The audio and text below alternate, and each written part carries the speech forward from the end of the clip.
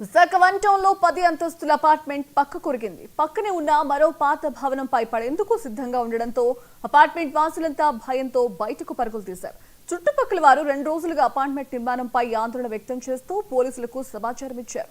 దీంతో special branch పోలీసులు పరిశీలన చేశారు. నిర్మాణం లోపంతో భవనం కూలిపోయే ప్రమాదం ఉండడాన్ని పోలీసులు గుర్తించారు. లోపాలతో నిర్మాణం చేసిన కాంట్రాక్టర్ పై చర్యలు తీసుకునేందుకు పోలీసులు సిద్ధం కానున్నట్లు తెలుస్తోంది. నా పేరు అల్మన్ కనకారెడ్డి.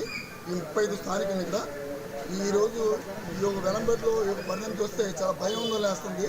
దీనికి ముఖ్య కారణం ఏంటంటే మా వెలంపేట ఏరియా అనేది లోతట్టు ప్రాంతం. ఈ లోతట్టు ప్రాంతంలో గతంలో ఇక్కడ వర్షం వస్తే చెరువులో నిండిపోయిన ఈ ప్రాంతంలో మరి 5 ఫ్లోర్లకి పర్మిషన్ ఏ విధంగా ఇచ్చారో మాకు అర్థం కాని విషయం ఇది. గతంలో 3 ఫ్లోర్లు పేదవాడు ఇల్లు కట్టుకుంటే ఆ 3 ఫ్లోర్లు పర్మిషన్ ఇచ్చారని చెప్పి గతంలో జీఎం సిబ్బంది పవన్ ప్లాన్కి వచ్చి ఆ పేదవాడు ఇబ్బంది పడే రోజులు మేము చూసాం. అలాంటి సందర్భం చూసిన రోజు ఈ టైంలో 5 ఫ్లోర్లు పర్మిషన్ ఇచ్చి మీరు పర్మిషన్ ఉండాలని మాకు అర్థం అవ్వట్లేదు. మరి కూటమి నాయకులు దీనికి వర్తించుకోలేకున్నారో మరి జీఎం సైకిల్ వర్తించుకోవడం మాకు అర్థం కాని వస్తుంది. దయచేసి కమిషన్ దీని మీద ఇమీడియట్లీ యాక్షన్ తీసుకుని ఈ బిల్డింగ్ గుర్తించి ఇక్కడ ప్రజలకి ప్రాణాలు కాపాడతారని కమిషన్ విన్నవించుకున్నాం. అలాగే రేపు రాబోయే రోజులు కూడా ప్రాణాపాయం ఉంది కాబట్టి ముందుగా ఈ అపార్ట్మెంట్లో ఉన్న జనాలను తరలించి ఈ బిల్డింగ్ డిస్ప్లే చేస్తే కానీ ఇక్కడ ప్రజలు సుఖంగా ఉంటారని మేము భావిస్తున్నాం. ఇస్తే మహా తెలిసిన ఒక సంవత్సరం అవుతుంది సార్. ఇది సంవత్సరం అవుతుంది. 2024 ఎలక్షన్ రిజల్ట్ వచ్చిన తర్వాత ఇది కన్స్ట్రక్షన్ అయింది సార్. దాని మీద మాకు ఎవిడెన్స్ మేము చూపించగలం. 2024 జూన్ లేదా జూలైలో ఆగస్టు స్టార్ట్ చేశారు. ఇమ్మీడియట్గా కట్టారు. సంవత్సరం బిల్డింగ్ 5 బోర్డు లేపడం అంటే దానికి ఏ విధంగా మీరు ఏంది దీన్ని స్పందిస్తారని మీకు కోరుకుంటున్నాం.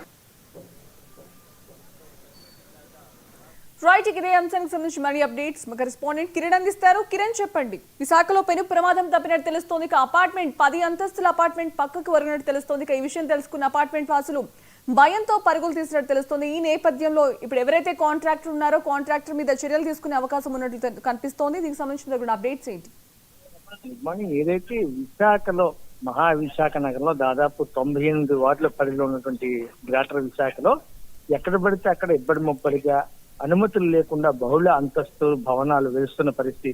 ముఖ్యంగా కొద్దిపాటి పలుకుబడి డబ్బు ఉంటే చాలు కాంట్రాక్టర్లు బిల్డర్ల అవతారం ఎత్తి ఎక్కడ పడితే అక్కడ అనుమతులు లేకుండా అపార్ట్మెంట్లను నిర్మిస్తున్న పరిస్థితి రోజు వైజాగ్ లో ఉంది. ముఖ్యంగా ఏదైతే ఆర్థిక రాజధానిగా విశాఖపట్నాన్ని ప్రభుత్వాలు ప్రకటించిన అనంతరం వైజాగ్ ఎక్కడ పడితే అక్కడ జన సమూహం ముఖ్యంగా క్యాపిటల్ సిటీగా ఉన్నటువంటి నేపథ్యంలో వైజాగ్ లో అన్ని చోట్ల కూడా ఇదే పరిస్థితి కనిపిస్తుంది. ఈ రోజు మనం తాజాగా చూసుకున్నట్లయితే విశాఖపట్నం వెలంపేట ఏదైతే 35వ వార్డు అంటే పూర్ణ మార్కెట్ సమీపంలో ఉన్నటువంటి ఏరియాలో కసిరెడ్డి ప్లాజా అని చెప్పి G+4 నిర్మాణాన్ని నిర్మించడం జరిగింది. దీనికి ఎటువంటి అనుమతులు లేవు. పర్టికులర్ గా చూసుకున్నట్టయితే జీఎంసీ కూడా కొద్దిసేపటి స్పష్టం చేయడం జరిగింది. సెట్ బ్యాక్లు లేకుండా ఇష్టం వచ్చినట్టుగా నిర్మించడంతోనే ఈ రోజు ఇక్కడ ఈ బిల్డింగ్ ఏదైతే ఉందో అపార్ట్మెంట్ అది ఓ పక్కకి ఒరిగిన పరిస్థితి కనిపిస్తుంది. ప్రధానంగా మనం చూసుకున్నట్లయితే దీనికి ఇక్కడ ఉన్నటువంటి పరిస్థితి ప్రధానంగా జీఎంసీ అనుమతులు కూడా ఇవ్వకపోవడానికి కారణం ఏంటంటే ఇక్కడ పూర్తిగా లూజ్ సాయిల్ ఎక్కువగా ఉంటుంది కాబట్టి ఇక్కడ ఇంత భారీగా భవంతులు నిర్మిస్తే ఇవి నిలబడవు, కూలిపోతాయనేటువంటి ఒక ముందస్తు ఆలోచనతోనే జీఎంసీ అనుమతులు ఇవ్వలేని పరిస్థితి. అయితే ఎవరైతే ఉన్నారో ఈ బ్రహ్మయ్య అనేటువంటి కాంట్రాక్టర్ ఎవరైతే ఉన్నారో ఈ బిల్డర్ కసిరెడ్డి ప్లాజా తోటి వాళ్ళ ఆ బిల్డింగ్ కన్స్ట్రక్షన్ కి ఆపోజిట్ లోనే మరోవైపు కసిరెడ్డి నరసింహులు నిలయం అని చెప్పి ఉంది. అతను వాస్తవంగా యజమాని కసిరెడ్డి అనేటువంటి వ్యక్తి అసలైనటువంటి యజమాని. అతను ఈ ల్యాండ్ ని లీజ్ ఏదైతే పర్మిషన్ ఇచ్చి ఈ ల్యాండ్ ని బిల్డర్ కి ఇవ్వడం జరిగింది. అవుట్రేటెడ్ గా బిల్డింగ్ కి నిర్మాణానికి సంబంధించి ఈ స్థలంలోనే డెవలప్మెంట్ చేయడానికి ల్యాండ్ ఇచ్చిన నేపథ్యంలో ఈ బ్రహ్మయ్య అనేటువంటి వ్యక్తిది ఈ భవన సముదాయాన్ని కన్స్ట్రక్షన్ చేయడం జరిగింది. అయితే కట్టినటువంటి కొద్ది రోజులకే అందరూ కూడా ఎంతో అంటే హార్ట్ ఆఫ్ ద సిటీగా పూర్ణ మార్కెట్ ఏరియాలో ఉన్నటువంటి అపార్ట్మెంట్ లో తీరడం కూడా జరిగింది. దాదాపు 32 లక్షల రూపాయల నుంచి 40 లక్షల రూపాయల వరకు ఒక్కొక్కరు కూడా ఈ ఫ్లాట్స్ ని కొనుగోలు చేయడం కూడా జరిగింది. అయితే ఈ కొనుగోలు చేసినటువంటి కొద్ది రోజుల తర్వాతనే కొంత అనుమానం ఉన్నప్పటికీ కూడాను అలాగే సరే ఏదో సర్దుకుపోదాం ఇంత హార్ట్ ఆఫ్ ద సిటీలో ఉన్నాం కదా అని చెప్పి ఉన్నటువంటి అపార్ట్మెంట్ లో నివసిస్తున్న వాళ్ళందరూ అనుకున్నప్పటికీ కూడాను హఠాత్తుగా నిన్న రాత్రి ఇది ఒక పక్కకి ఒరిగిపోయిన పరిస్థితి. అదేవిధంగా మన విజువల్స్ స్పష్టంగా చూడొచ్చు. ఎక్కడ పడితే అక్కడ పగుళ్ళు, మరోవైపు బిల్డింగ్ ఒక పక్కకు ఒరిగిన నేపథ్యం ఇది ఏ నిమిషాలైనా కూలిపోయే పరిస్థితి కనిపిస్తుంది. దీంతో రాత్రి ఎప్పుడైతే ఈ బిల్డింగ్ ఒక పక్కకి క్రాస్ గా వచ్చేసిందో దాంతో అక్కడ ఉన్నటువంటి అపార్ట్మెంట్ ఉన్నటువంటి వాళ్ళందరూ కూడా బయటికి పరుగులు తీస్తూ ఆకారాలు చేస్తున్న పరిస్థితి. చుట్టుపక్కల వాళ్ళు కూడా ఈ బిల్డింగ్ మా బిల్డింగ్ మీద పడిపోతుందా లేదా ఏమవుతుందని చెప్పి భయాందోళన వ్యక్తం చేసిన పరిస్థితి.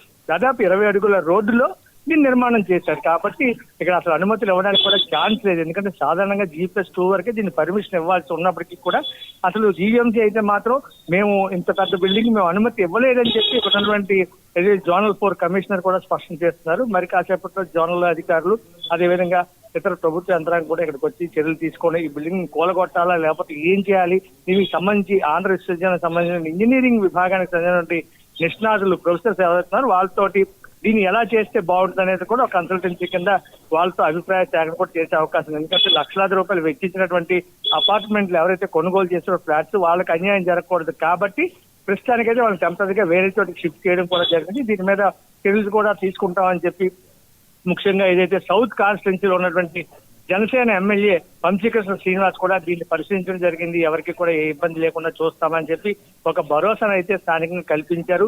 వీళ్ళందరూ కూడా తాత్కాలికంగా వీళ్ళని వేరే చోటుకు కూడా షిఫ్ట్ చేయడం జరిగింది. మొత్తం మీద మనం చూసుకున్నట్లయితే వైజాగ్ లో ఏదైతే కసిరెడ్డి ప్లాజా పేరుతో బ్రహ్మయ్య అనేటువంటి వ్యక్తి చేసినటువంటి ఈ బిల్డర్ కాంట్రాక్టర్ ఎవరైతే ఉన్నారో ఈ బిల్డర్ చేసినటువంటి చాలా పెద్ద తప్పిదము.